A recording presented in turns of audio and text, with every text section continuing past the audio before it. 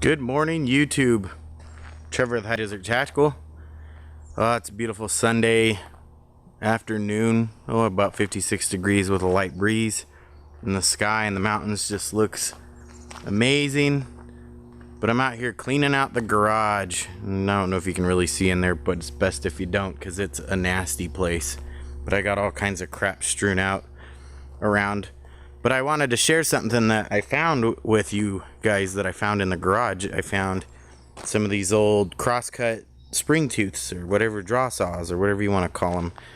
And these are all saws from my dad when he was logging, you know, back in the 50s, in the you know, all the way up into the 80s. My family, you know, did a bunch of logging in Central Oregon. We had our own logging company that my dad and his brother ran, and so my dad's got all these old saws from just whenever. I don't know, I really honestly believe that, you know, I'm not sure what all he got, but I just wanted to share some of them with you that I thought was kind of cool. Like this big sucker in the back right here. This is a 7-footer. That thing's is taller than me, about by 2.5 feet.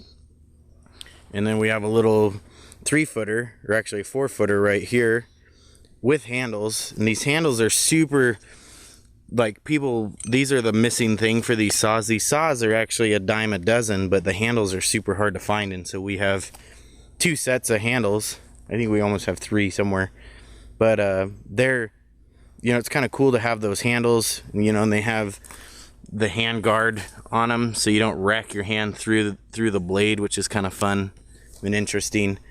But what kind of one of the things is people don't realize it, but the actual handles, the metal hardware is the most important, because what would happen is as they were working out in the woods cutting away and stuff, these handles would break over time. They'd always just split down the middle and break. And so what these are, a lot of times they'll just grab a saw and take an old shovel handle and cut it and then drill a hole through it and just redo the handles with old, you know, shovel handles and whatever.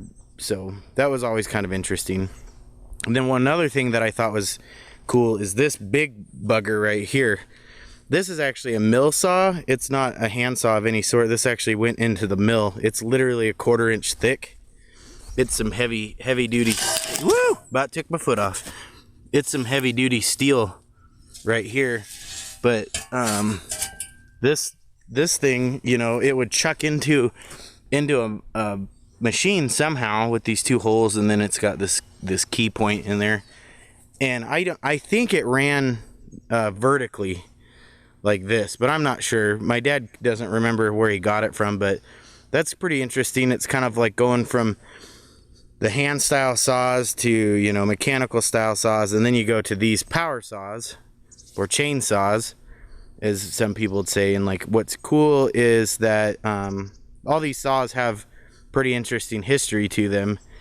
And I thought I might do a video on each saw, and if you guys are interested to see each saw, I will post a link down to the story of each of these 3 saws. And so just so you guys know, this is the McCulloch. It's the oldest. It's probably from the 70s, the late 70s, early 80s. This Jonsered is from the 90s to now, obviously. And then this Husqvarna is, you know, about the 90s as well. And each of these saws have a very interesting story to them, and it's based around my family and my dad. And so I thought I would document that stuff. So if you guys are interested, I will have links down for the McCulloch, Jonsered, and Husqvarna. So if you guys want to hear stories about those saws, let me know. You guys take care, be safe, and I hope to hear some stuff from you. Bye.